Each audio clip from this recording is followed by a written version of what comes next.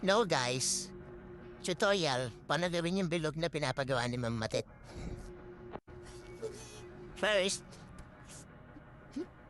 center mo yung tuldok mo.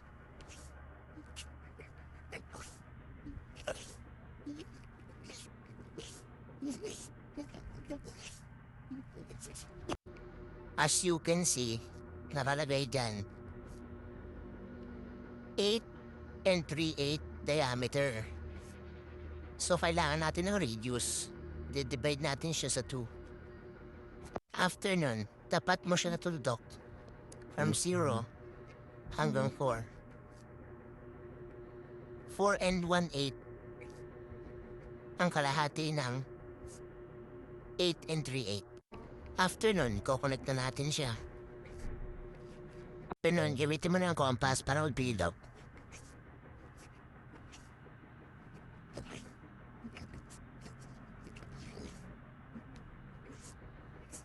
Kung hindi mo makita yung bilog, wala akong pake.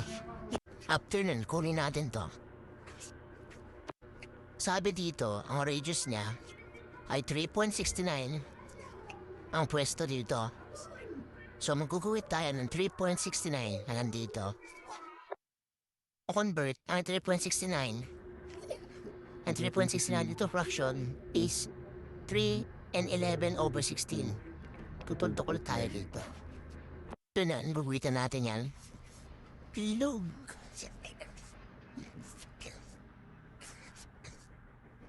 Diyan na magiging pwesto ng mahaba. Hotdog daw tawag doon. Tapos nun, sabi dito, 7/16 wide slot. So ang weight niya ay 7 over 16. Yung weight nito. Didiberd na sa 2. After nun, tuldo ka natin yan. Ganyan daw ang weight niya. Pakibalot natin yan.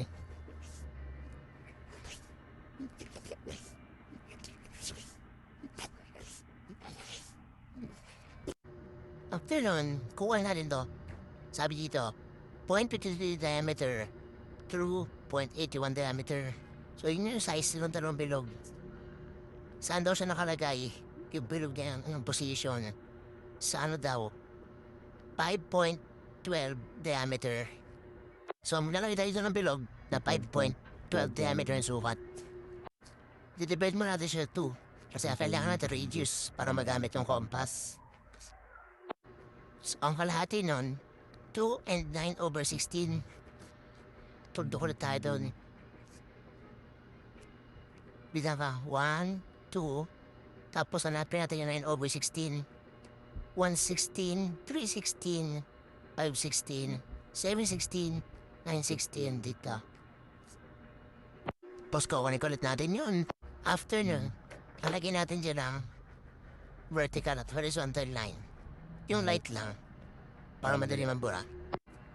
Ganyan. Pagkatapos niyan, ito yung top side, bottom side, left side, right side. Sa left side, lalagay tayo dito ng tuldok.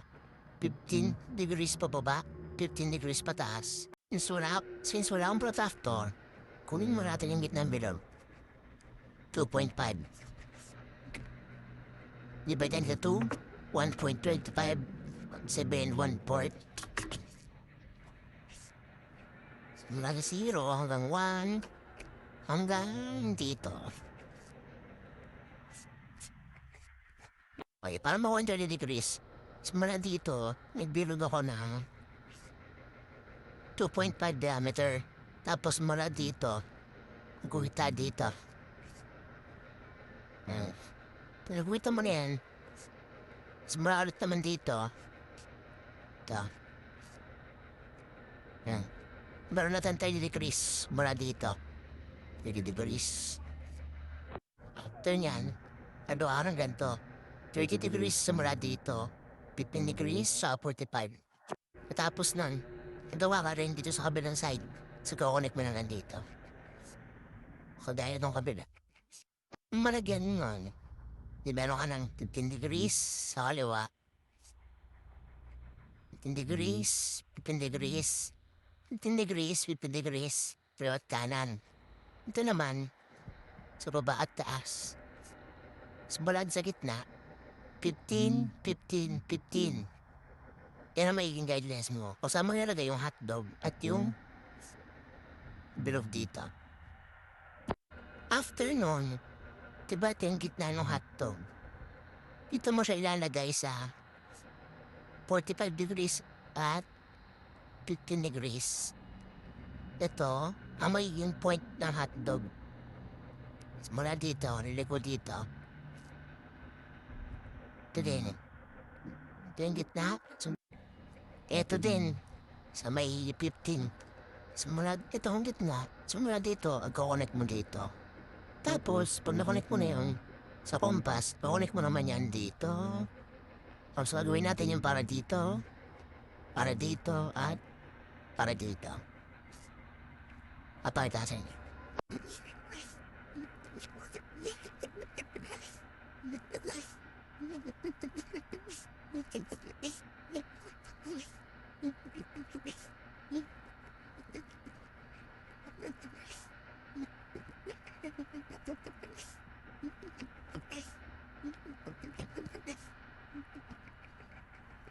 Tapos nagawin natin yung para lips sa lahat.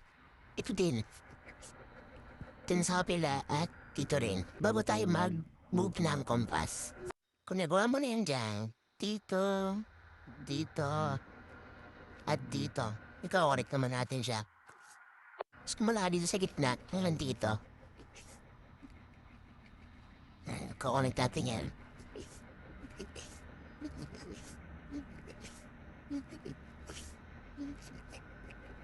Alright.